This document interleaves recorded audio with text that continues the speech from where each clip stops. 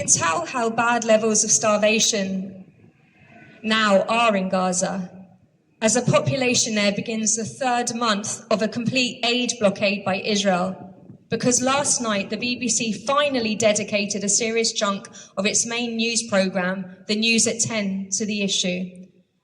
But while upsetting footage of a skin and bones 5-month-old baby was shown, most of the segment was, of course, dedicated to confusing audiences by two-siding Israel's genocidal program of starving 2 million plus Palestinian civilians.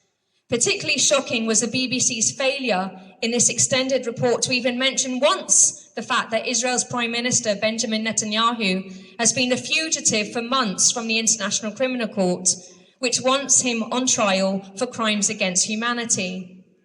Why?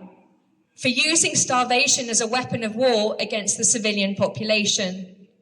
I have yet to see the BBC or any other major British media outlet append the status wanted war crimes suspect when mentioning Netanyahu in stories. That is all the more unconscionable on this occasion in a story directly related to the very issue, starving a civilian population. He is charged over.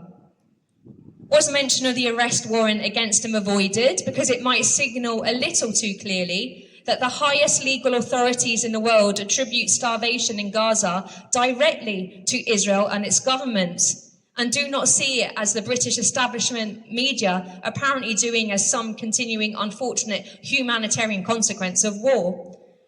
Predictably misleading too was BBC Verify's input. It provided a timeline of Israel's intensified blockade that managed to pin the blame not on Israel, even though it was the one blocking all aid, but implicitly on Hamas, who I'd just like to highlight that should not be indicated as support for a prescribed organisation just because I happen to have mentioned their name. I seem to need to be able to do that each time. The Verify's reporter asserted that in early March, Israel blocked humanitarian aid, demanding that Hamas extend a ceasefire and release the remaining hostages. He then jumped to the 18th of March, stating Israel had resumed military operations. Viewers were left, presumably intentionally, with the impression that Hamas had rejected a continuation of the ceasefire and had refused to release the last of the hostages.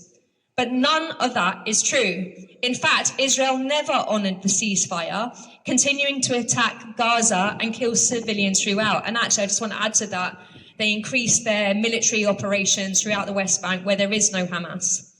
But worse, Israel's supposed extension was actually its unilateral violation of the ceasefire by insisting on radical changes to the terms that had already been agreed, and which included Hamas's releasing the hostages. Israel broke the ceasefire precisely so it had the pretext it needed to return to starving Gaza's civilians and hostages whose safety it proclaims to care about. As part of its efforts to make them so desperate, they are prepared to risk their lives by forcing open the short border with neighbouring Sinai, sealed by Egypt. Yesterday, an Israeli government minister once again made clear what the game plan had been from the very start. Gaza will be entirely destroyed, Bezalel Smotrich, the finance minister, said. Gaza's population, he added, will be forced to leave in great numbers to third countries. In other words, Israel intends to carry out what the rest of us would call the ethnic cleansing of Palestinians, as it has been doing continuously for 8 decades. What is the point of the BBC having a Verify service, supposedly there to fact-check and ensure viewers get only the unvarnished truth, when its team are themselves peddling gross distortions of the truth? The BBC and its Verify service are not keeping viewers informed. They are propagandizing them into believing a clear crime against humanity by Israel is in fact highly complicated geopolitics that audience cannot hope to understand. The establishment media's aim is to confuse audiences that they will throw up their hands and say, to hell with Israel and the Palestinians, they're as bad as each other, leave it to the politicians and the diplomats to sort out. In any other circumstance, it would strike you as obvious that starving children en masse is morally abhorrent, and that anyone who does it or excuses it is a monster. The role of the BBC is to persuade you that what should be obvious to you is in fact more complicated than you can appreciate. There may be skin and bone babies, but there are also hostages. There may be tens of thousands of children being slaughtered, but there's also the risk of anti-Semitism.